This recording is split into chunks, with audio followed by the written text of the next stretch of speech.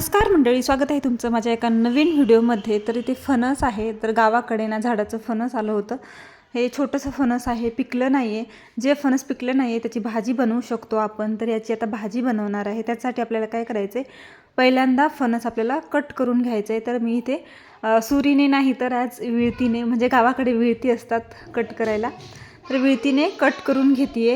आता त्याचं दूध निघते, त्याच्यासाठी काय करायचं, आपल्याला कोमट पाणी करून घ्यायचं आहे आणि ते अशा प्रकारे बुडवून घ्यायचं आहे, म्हणजे ते आतमधले जे चीक आहे, जे दूध आहे ते बाहेर निघणार नाही। थोडंसं कट करायला हार्ड जातं, जर बाहेरून आणाल तर ते कट करूनच देतात, जर थोडंसं पाहिजे असेल तुम्हाला पाव किलो वगैरे, तर आपल्याला अशा प्रकारे कट करून घ्यायचे। अगोदर हाताला तेल लावून घ्या, नाहीतर ना हात खूप खराब होतात। आणि आपल्याला तेल लावून अशा प्रकारे कट करायचं आहे। थोडंसं कट करायला खूप हार्ड जातं, कारण ह्याचं जे बाहेरचं आवरण आहे ते खूपच गच्च असतं, निघत नाही। आता आपल्याला जास्त हे काळं पडू नये म्हणून काय करायचं आहे, लिंबाचं पाणी आपल्याला किंवा लिंबाचा रस आपल्याला अशा प्रकारे लावून घ्यायचा आहे, म्हणजे हे लवकर काळं पडत नाही। तुम्हाला जर स्टोअर करायचं असेल, एकदमच एवढं लागणार नाही आहे, थोडंसं फ्रीजमध्ये ठेवायचं असेल तर लिंबू लावून घ्यायचं आहे आणि आपल्याला स्टोअर करून घ्यायचं आहे, म्हणजे हे काळाचा कलर जो आहे तो काळा पडणार नाही।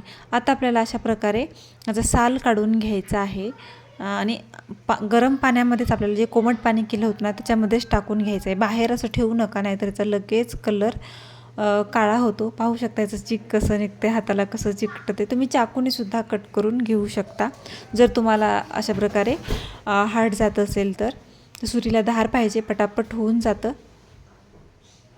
तर अशाच प्रकारे मी छान असं कट करून घेते। तुम्हाला हव्या तशा छोट्या छोट्या साईजमध्ये तुम्ही कट करून घेऊ शकता। आता त्याच्यानंतर आपल्याला मसाल्याची तयारी करून घ्यायची आहे। त्याच्यासाठी मी चुलीवर ठेवलेली आहे कढई, मस्त चुलीला जाळ घातलेला आहे। त्याच्यानंतर आपल्याला कढईमध्ये तेल टाकून घ्यायचं आहे। आता तेलामध्ये मसाला आपल्याला भाजून घ्यायचे, त्याच्यासाठी मी इथे अशा प्रकारे मोठ्या साईजचा कांदा जो आहे ते 2 कांदे घेतलेले आहेत, असे मोठ्या मोठ्या स्लाइसमध्ये कट करून घेतलेला आहे, तो टाकलेला आहे। तो कांदा आपल्याला छान असं याचा कलर चेंज होईपर्यंत परतून घ्यायचा आहे। तर कांदा अशा प्रकारे आपल्याला परतून घ्यायचा आहे, म्हणजे छान असा ब्राऊन कलरचा होईपर्यंत। तर कांदा असा छान परतलेला आहे, थोडंसं ब्राऊन झालेला आहे। त्याच्यानंतर त्याच्यामध्येच आपल्याला छोटे छोटे 2 टोमॅटो जे आहेत अशा प्रकारे कट करून टाकायचे आहेत आणि टोमॅटोसुद्धा आपल्याला छान असं परतून घ्यायचे तेलामध्ये। टोमॅटो पण लवकरच मऊ पडेल अशा प्रकारे आपल्याला परतून घ्यायचं आहे। आता टोमॅटो आणि कांदा परतला होता म्हणून मी साईडला काढून घेतलेला आहे। त्याच्यानंतर त्याच कढईमध्ये थोडंसं अजून तेल टाकून घेतलेलं आहे। हे सुकं खोबर आहे, ते आपल्याला अशा प्रकारे कट करून घ्यायचं छोट्या छोट्या साईजमध्ये। आता ते खोबरसुद्धा आपल्याला याच्यामध्ये टाकायचं आहे आणि खोबऱ्याचा कलरसुद्धा चेंज होईपर्यंत आपल्याला भाजून घ्यायचं आहे। त्याच्यानंतर 10 ते 12 लसणाच्या पाकळ्यासुद्धा टाकलेल्या आहेत, ते सुद्धा आपल्याला तेलामध्ये परतून घ्यायचे आहेत। तर खोबऱ्याचा छान असा कलर चेंज होईपर्यंत, सोनेरी कलर येईपर्यंत आपल्याला याला परतून घ्यायचं आहे। तर पाहू शकताय मस्त असा कलर चेंज झालेला आहे खोबरचा। आता यालाही आपल्याला छान असं परतवून घ्यायचं आहे। थोडं जास्त वाटत असेल तर जाळ तुम्ही कमी करू शकता, किंवा जास्त गॅसची फ्लेम वाटत असेल तर थोडीशी कमी करून घेऊ शकता। तर मस्त असं लवकर भाजतो, या खोबरला जास्त टाईम नाही लागत। त्याच्यानंतर मी इथे अर्धी वाटी तीळ घेतलेले आहेत, ते तीळसुद्धा छान असं परतून घेणार आहे। तिळाला जास्त वेळ लागत नाही, कारण अगोदरच तेल गरम आहे। गरम तेलामध्ये आपल्याला मस्त तीळ परतून घ्यायचे। आता मी साईडला काढून घेतलेला आहे। आता आपल्याला काय करायचं आहे, जे आपण कट करून ठेवलं होतं फणस, ते फणस आपल्याला बारीक बारीक कट केले, पाहू शकता अशा प्रकारे कट केलेला आहे मी। तुम्हाला ह्याच्याहून जर बारीक पाहिजे असेल तर तुम्ही हवं त्या साईजमध्ये कट करून घेऊ शकता। आता फणससुद्धा आपल्याला मस्त कलर चेंज होईपर्यंत परतून घ्यायचं आहे, भाजून घ्यायचं आहे तेलामध्ये। याच्याने काय होतं, फणस थोडंसं मऊ पडतं आणि शिजायला जास्त वेळ लागत नाही, नाहीतर फणस ना शिजायला खूप वेळ लागतो। म्हणून काय करायचं, अगोदरच आपल्याला तेलामध्ये थोडंसं परतून घ्यायचं आहे, म्हणजे थोडं मऊ पडेल आणि लवकर शिजेल।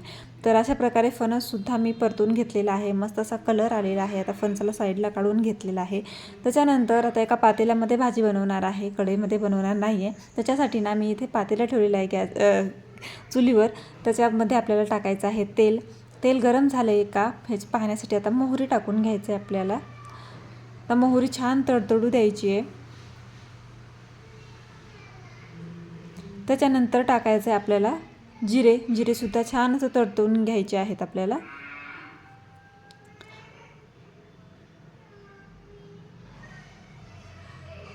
तर जिरे छान तडतडलेत। आता मी काय करणार आहे, मसाला टाकून घेणार आहे, जो आपण कांदा, टोमॅटो, खोबर सगळं जे आहे ते मिक्सरला वाटून घेतलं होतं एकत्र करून मी, तो मसाला टाकून घेते आणि तो सुद्धा छान असं परतून घ्यायचं आहे आपल्याला.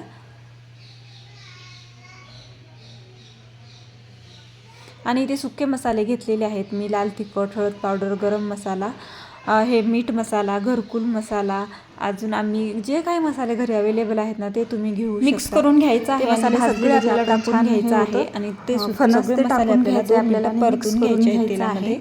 गरम पाणी टाकू शकता किंवा थंड. लाल तिखट आवडीनुसार कमी जास्त आपल्याला मिक्स करून छान असा रस्सा तयार करायचा आहे. थोडं जास्त पाणी टाका, फणस भाजून आपण साईडला ठेवलं होतं ते फणस टाकून 2 मिनिटं ते फणस सुद्धा आपल्याला मस्त मिक्स करून घ्यायचं आहे.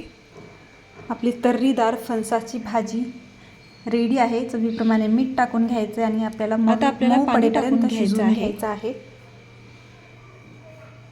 तुम्हाला किती रस्सा पाहिजे त्याच्यानुसार फणसाची भाजी रेडी आहे. थोडंसं जास्तच पाणी टाका, तुम्ही वाढू शिजायला थोडंसं नक्की वेळ लागतो आणि मग तुमचा तेवढा रस्सा राहणार नाही. माझा व्हिडिओ थोडं जास्त पाणी टाकून सबस्क्राईब करायला विसरू नका. भेटूया नवीन व्हिडिओमध्ये.